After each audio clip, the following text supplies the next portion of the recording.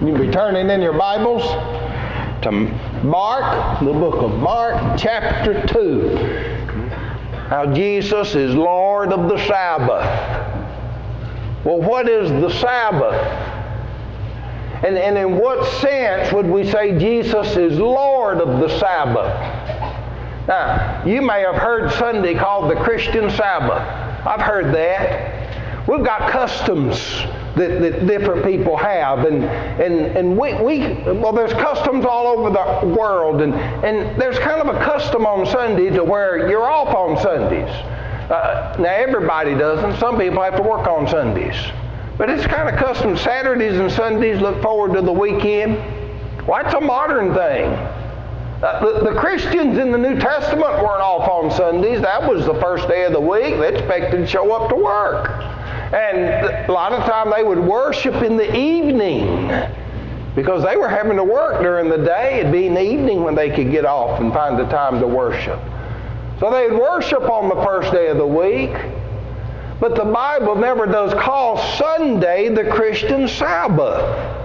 I've heard people say this, that Jesus changed the Sabbath. Well, that's not exactly right. Jesus began the Sabbath on Mount Sinai, and He ended the Sabbath on Mount Calvary. So you wouldn't say He changed the Sabbath from one day to another. What is the Sabbath? And how is Jesus Lord of the Sabbath? Well, let's look at these texts. We're going to look at two stories about Jesus. And they're right back to back in the book of Mark. The last in Mark chapter 2, and the first in Mark chapter 3, both having to do with Jesus and the Sabbath. And they begin very peaceful enough. Jesus is walking through the corn on a Sabbath morning. Now don't think He's out in a cornfield like we have corn. What we call corn, when they were translating the King James Version, it's just grain is what they're talking about. It's either a wheat field or a field of barley. And the ears of corn, well, that would be the heads of the grain. So think about that when we're reading this. It begins on a Sabbath morning with Jesus walking through a field of grain. And then this is going to end with the Pharisees and Herodians wanting to destroy Him. So let's read the story and then get into the text. Mark 2 and verse 23.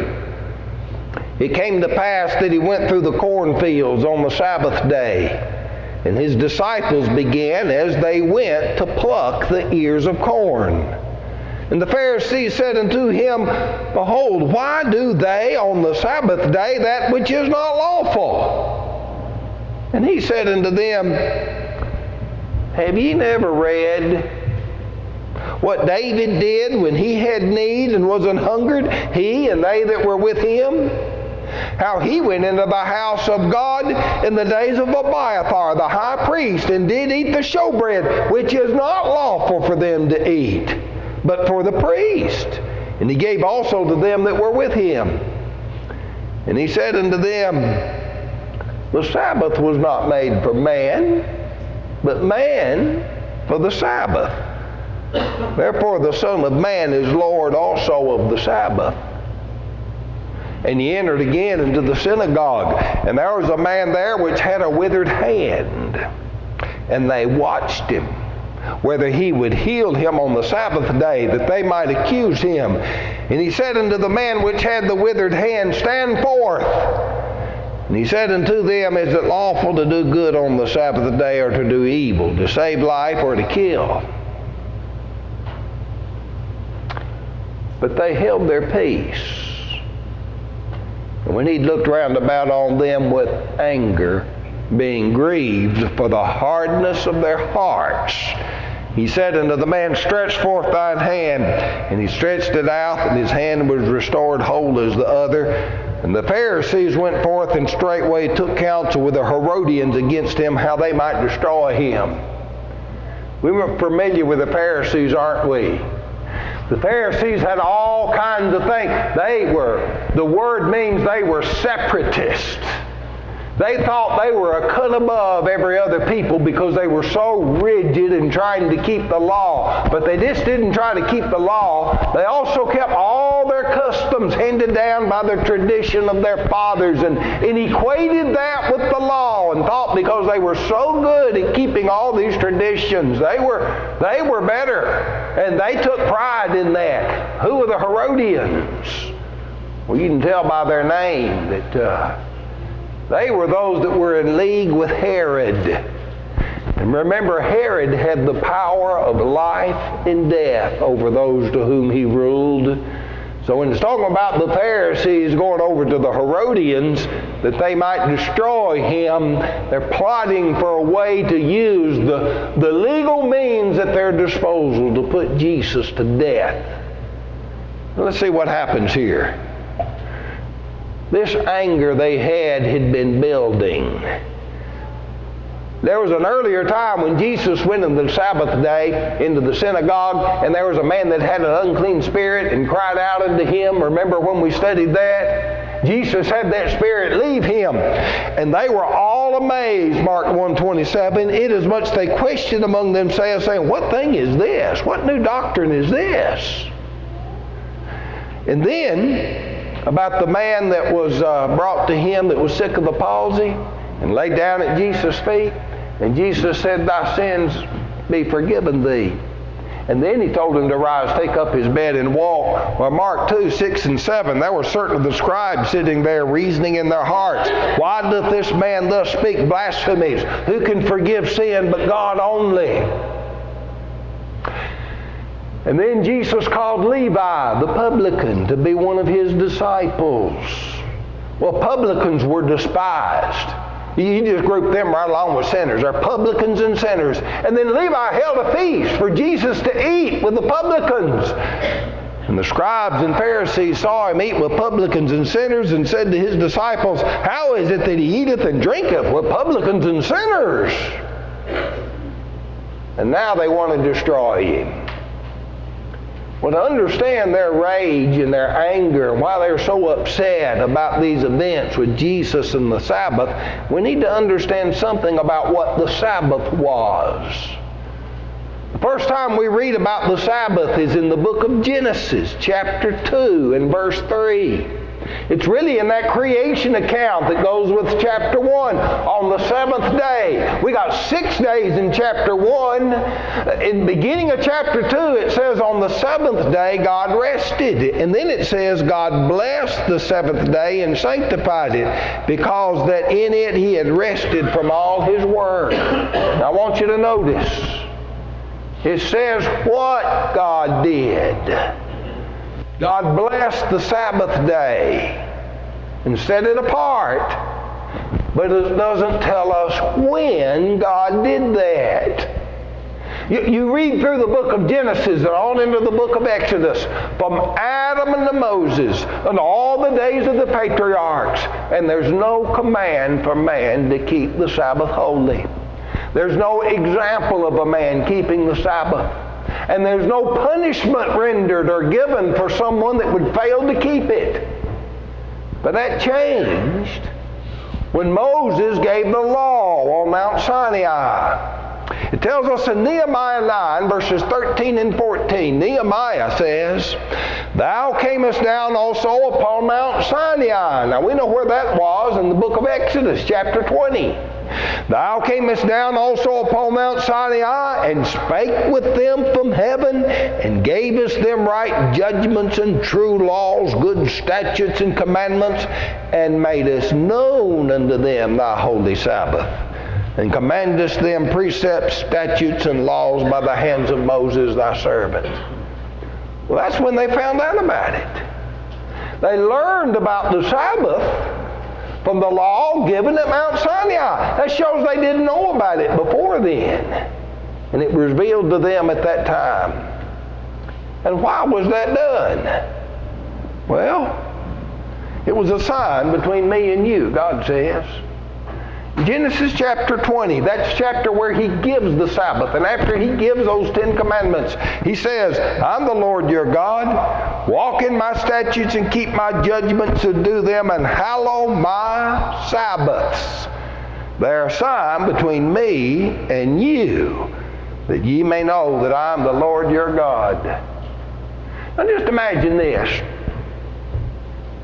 Well, what if I was a millionaire and I could afford diamonds? I mean, diamonds were nothing for me. I could buy diamonds. And every time I saw a girl I liked, I gave her a diamond. What would that be? And then I gave Lori a diamond. Well, it'd be just like all the other girls, wouldn't it? No, I can't afford a bunch of diamonds, but I did give her one. It's on her ring. I remember the day I gave it to her, and she said, I will marry you. So that was a good day. And that diamond was a sign between me and her that we had a special relationship now. We were going to get married.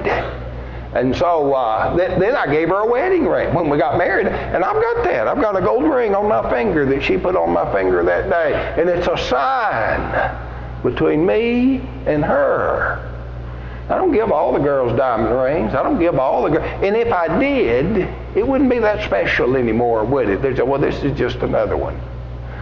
No, God said this Sabbath day is a sign between me and you. And it set the children of Israel apart from every other nation in this world. The Sabbath was never intended for the whole world to keep, but for the children of Israel. He says in Exodus 31 and verse 17, it is a sign between me and the children of Israel. In Ezekiel chapter 20 and verse 12, moreover also I gave them my Sabbaths to be a sign between me and them, that they might know that I'm the Lord that doth sanctify them. God had set this nation, this big family, these people apart from all the people of the world, and was going to work His plan of salvation through these people. He's not talking about their eternal salvation, but the fact that this is a chosen nation for a special purpose. And in keeping them separate, one of the things He did was give them the Sabbath. And in the days of Jesus, the Sabbath was a distinguishing characteristic of the Jewish people.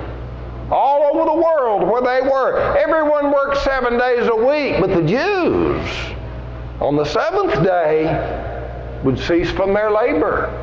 And it set them apart, no matter where they were, set them apart from the other peoples. There's other things like that. There was circumcision. That set them apart.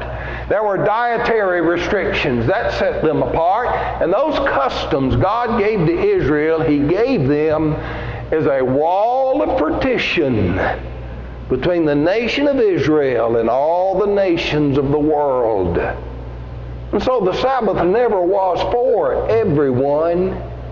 And in the days of Christ, the Pharisees took great pride in their identity as Jews, and that included the Sabbath.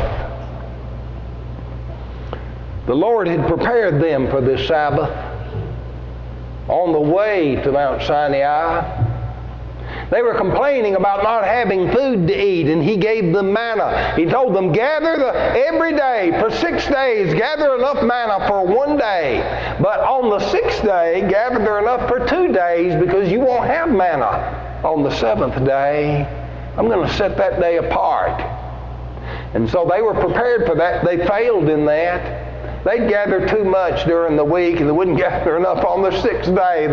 It's like any way they could find to do it wrong, they did it. But He was preparing them for what He's going to reveal to them then on Mount Sinai. In Exodus 20, we read where He did it. It's the 4th of the 10 commandments. Remember the Sabbath day to keep it holy. 6 days shalt thou labor and do all thy work, but the 7th day is the Sabbath of the Lord thy God. In it thou shalt not do any work. Thou, nor thy son, nor thy daughter, thy maidservant, nor thy manservant, nor thy cattle, nor thy stranger which is within thy gates. For in 6 days the Lord made heaven and earth and the sea and all that in them is, and rested on the 7th day. Wherefore the Lord blessed the Sabbath day and hallowed it. So now we come to the story. Sabbath morning. a day of rest.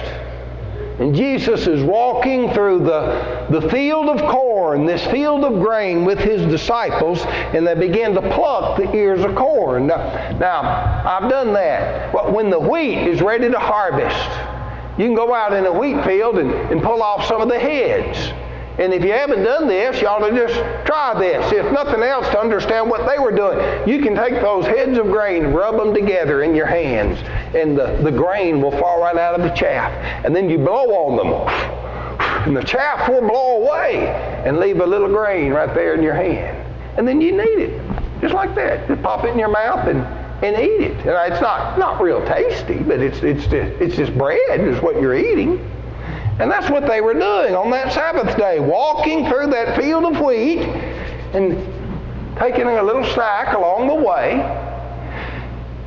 And they said, why do they on the Sabbath day that which is not lawful? Now these Pharisees didn't know their own law, because God had made provision in His law for that very thing. It's found in the book of Deuteronomy, chapter 23, 24 and 25. When thou comest into thy neighbor's vineyard, then thou mayest eat grapes, thy fill, at thine own pleasure, but thou shalt not put any in a vessel. And when thou comest to the standing corn of thy neighbor, thou mayest pluck the ears with thine hand, but thou shalt not move a sickle into thy neighbor's standing corn. If you want to pass by and pick a grape and eat it, just go ahead and do that. That's lawful. If you want to pick a grain of wheat or something and have a little snack along the way, that's lawful to do. Now don't go out and try to harvest this wheat. But to take a little along the way, that was provided for in the law. But they're doing it on the Sabbath day. Well, it wasn't breaking the law to not work on the Sabbath day to do that. There's no work involved in this. It was only violating their traditions that the Pharisees had received from their fathers. And they had equated that with the law. Now watch this story. It's real interesting because it has a lot to do with authority. I want you to notice what Jesus said. Have ye never read? Have you never read? Now, traditions may have been verbally handed down, but I tell you what, this is the authority. It's what you read. The authority of the Scriptures is greater than the authority of the traditions of their fathers, and Jesus appealed to what was written. Have you never read? And then he talks about something David did. Now you see, David had already been anointed king when he did this. And David was their national hero. And they would excuse David for what he did, but David did something that was not lawful. It says, have ye not read what David did when he had need and was hungered, and they that were with him, how he went into the house of God in the days of Abiathar the high priest, and did eat the showbread, which is not lawful to eat. That was against the law that is written to eat, not a tradition. And he gave them to those that were with him. See, David had been anointed king, but Jesus Christ, that word Christ means anointed. Jesus is the anointed. And if they could excuse David and say, yeah, but he was the king, well, what about Jesus?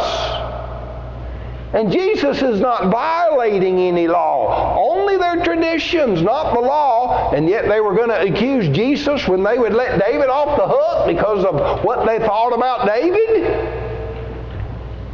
The Sabbath was made for man, not made man for the Sabbath. What they had done is turned that which was to be a blessing to man into a burden for man by their traditions. And then Jesus said, therefore the Son of Man is Lord also of the Sabbath. The Son of Man. And that's how Jesus referred to himself. And it's a term of his humility while he's here in this flesh, is the Son of Man. But what they didn't know is this Son of Man is the Lord of the Sabbath. He's more important than the Sabbath.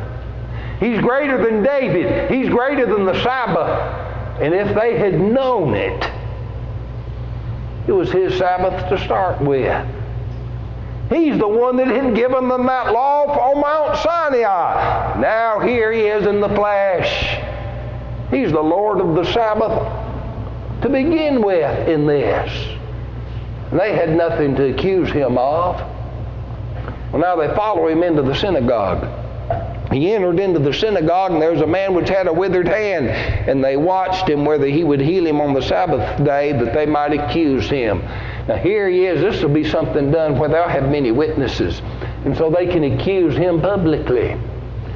But Jesus takes the initiative. Last time the man with the spirit cried out into Jesus, remember? But this time Jesus takes the initiative. He sees that man and he says, "Stand forth." And when he said to him, them that were there, he asked them a question, saying, "Is it lawful to do good on the Sabbath day, or to do evil, to save life or to kill?" And he put them on the spot. And they didn't say anything. They held their peace. You see, if they were to engage in thought and conversation with Jesus, he could teach them. They didn't want to be taught. And that grieved Jesus.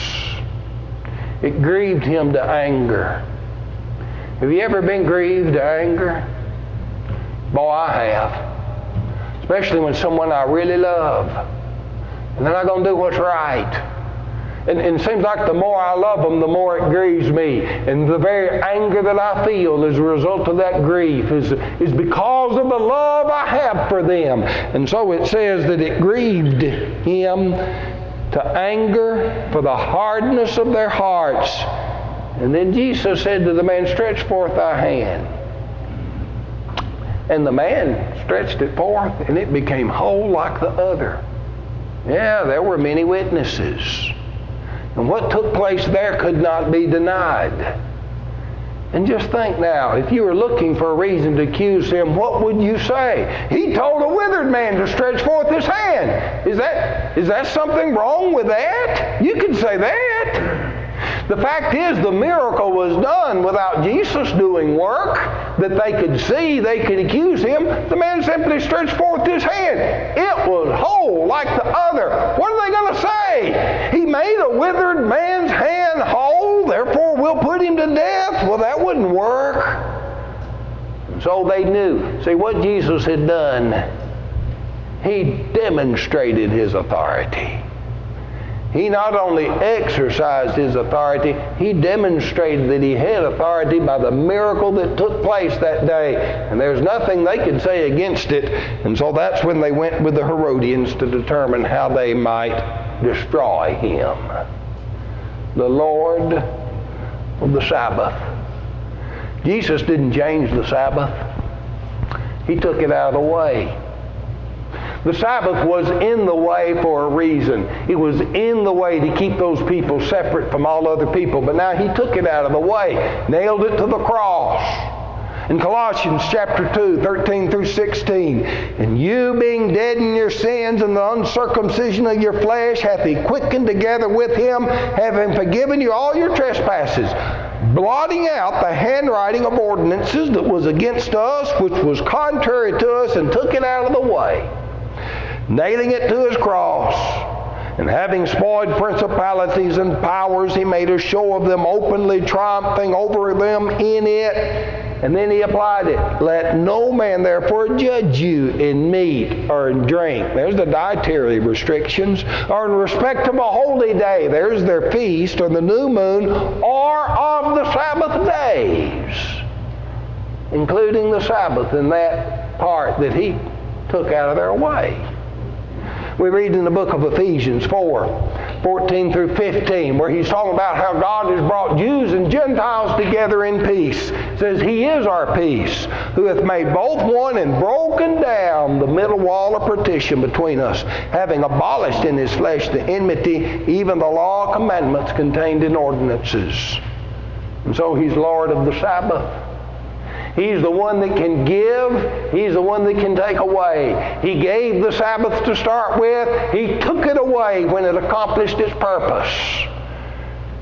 And in Acts 10, 34 through 36, when Peter went to the household of Cornelius and the Gentiles, Said, God is no respecter of persons, but in every nation he that feareth him and worketh righteousness is acceptable with him.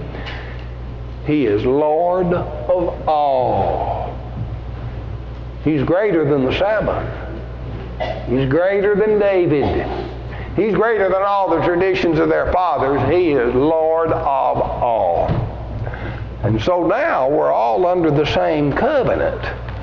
The new covenant has come. This New Testament, this old covenant, that was for the Jews and for their special purpose. But now we're under this new covenant that we go into all the world and preach the gospel to every creature. He's Lord of all. And so all ought to submit to Him and come to Him. That'll bring this lesson to a close. We'll read more about how this conflict between Jesus and those powers and customs that be would finally lead Him to that crucifixion. But even there, when He rises from the dead, He demonstrates that He is the Christ and He's Lord of all. Now, is He your Lord? Have you accepted the fact that He's your Lord? And you do that by coming into obedience to Him, by hearing, believing, and obeying the gospel, being baptized into Christ and rising to walk in newness of life. And you haven't done that, or you have opportunity to do it as we sing this invitation song.